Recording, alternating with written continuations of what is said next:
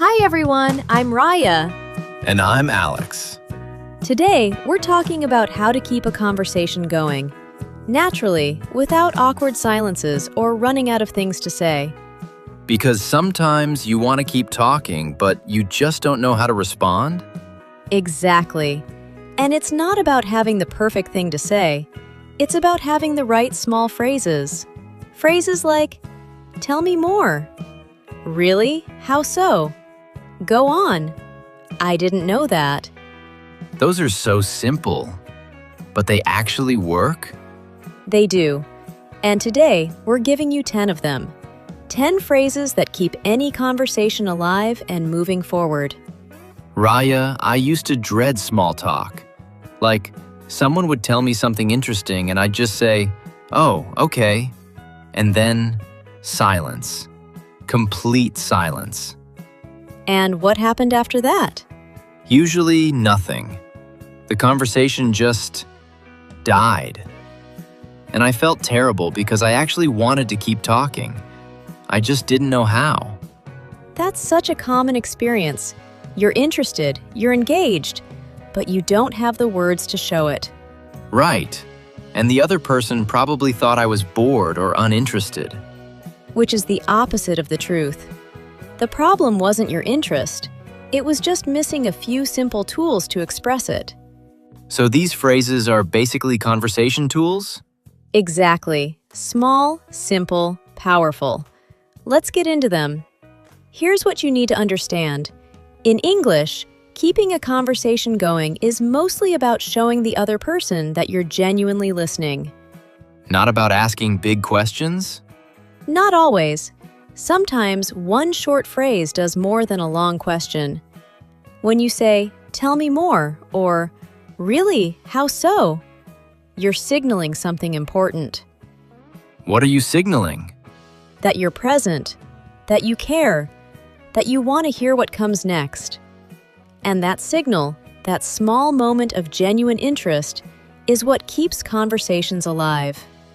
So it's less about what you say and more about making the other person feel heard. Always. Here's the rule. Never let a good story land in silence. What do you mean? When someone shares something, a story, an opinion, a fact, they're waiting for a reaction, even a small one. Silence feels like you didn't care, but one phrase changes everything. So even, "Oh, wow," is better than nothing? Much better. It tells them, "I heard you, I'm with you, keep going." That's all it takes to keep the conversation moving. Okay, what are the 10 phrases? 10 phrases, let's go. Number 1, "That's interesting." Simple, but does it actually work? When said with genuine tone, yes. It tells the other person their idea is worth thinking about. The key is meaning it, not saying it automatically. I've been learning about sleep cycles lately. That's interesting. What got you into that? Perfect. You added a question. That's even better. Number 2, "Tell me more." This one's an invitation? Exactly. 3 words that say, "I'm interested, I'm listening, go deeper." It works in almost any situation. I had the strangest day at work. Tell me more. Natural. Number 3, "Really? How so?" This one asks for explanation? Yes. You use it when someone says something surprising or unexpected and you want them to expand. "Really?" shows surprise. "How so?" asks them to go further. I actually prefer working at night. Really? How so? Perfect combination.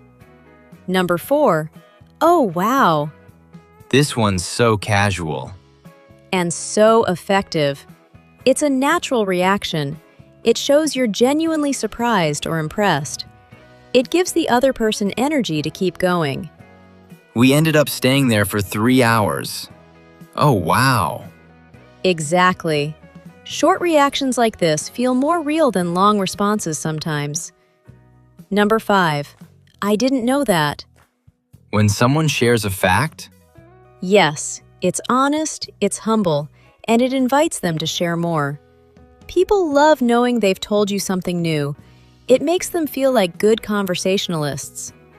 Apparently, honey never expires. I didn't know that. That's incredible. Great. Number 6. That's cool. Casual approval? Yes, simple, warm, friendly. You use it when someone shares something they're proud of or excited about. It validates their enthusiasm. I've been learning to paint recently. That's cool. How long have you been doing it? Perfect. Again, you added a follow-up question. That's the natural next step. Number 7. Makes sense. Like, that makes sense from last time? Similar, but shorter. Makes sense is even more casual. You use it when someone explains their reasoning and you follow it completely. I just decided to take the scenic route. Makes sense. The weather's perfect for it. Exactly. Number 8. Good to know. This one feels appreciative? It is. You use it when someone shares useful information. It tells them, "That was helpful. I'll remember that." It's warm and grateful without being over the top. The parking on that street is free after 6. Good to know. Thanks. Natural. Number 9. What do you mean? To ask for clarification? Yes, but it also works as a conversation extender. When someone says something vague or surprising, "What do you mean?" pulls them back in and gets them to go deeper. It was just a weird vibe the whole time. What do you mean? Perfect. And number 10. Go on. This one feels very encouraging. It is. 2 words that say, "You have my full attention, don't stop." It's simple, natural, and keeps the momentum going without interrupting. So I walked in and... Go on. Exactly. Sometimes the best response is just letting someone know you want more. Raya, why do these small phrases work so well? They're so simple. That's exactly why they work. In a conversation, the other person isn't looking for a perfect response. They're looking for a signal. Are you with me? Are you listening? And these phrases give that signal. Immediately. The moment you say, "Tell me more," or "Really? How so?" the other person relaxes. They feel safe to keep talking. So it takes the pressure off both people. Exactly. You don't need to have something brilliant to say. You just need to show genuine interest. And these phrases do that, naturally, effortlessly. It's less about performing conversation and more about actually being in it. That's the whole thing. Be present, show it, and the conversation takes care of itself. Let me show you what this sounds like without these phrases. Raya, imagine I'm telling you about a trip I just took. Okay, I will respond formally. So I went to this tiny village in the mountains last weekend, completely off the grid. No Wi-Fi, no phone signal. I see. That is unusual. And the food there was incredible. All homemade, completely local ingredients. That is good. Food is important. There was this moment at sunset where everything just went completely quiet. It was honestly one of the best moments of my life. Okay, that sounds nice. Feel that? I was sharing something meaningful, and every response killed the energy. Not rude, just empty. No warmth, no curiosity. The conversation had nowhere to go. Same story. Raya, use the real phrases this time. Let's go. So I went to this tiny village in the mountains last weekend, completely off the grid. No Wi-Fi, no phone signal. Oh, wow. Completely off the grid? How long were you there? Just 2 days. but it felt like a week in the best way. Really? How so? Because without your phone, time just slows down. You actually notice things. The food there was incredible too. All homemade, local ingredients. That's cool. Was it a planned trip, or did you just find it? Totally unplanned. A friend mentioned it and I just went. Go on. What was the best part? There was this moment at sunset where everything went completely quiet. No cars, no noise, just silence. I didn't know places like that still existed so close by. Good to know they do, right? I'm already planning to go back. Tell me more. Where exactly was it? Same story. Completely different conversation. It felt alive. Every phrase opened a door instead of closing one. Here's what's worth noticing. In that second conversation, I never ran out of things to say. Because the phrases kept giving you something to work with? Exactly. Each one pulled out a little more from you. And that's the real power of these phrases. They don't just keep the conversation going, they make it richer. More detail, more stories, more connection. And that's what good conversation actually feels like.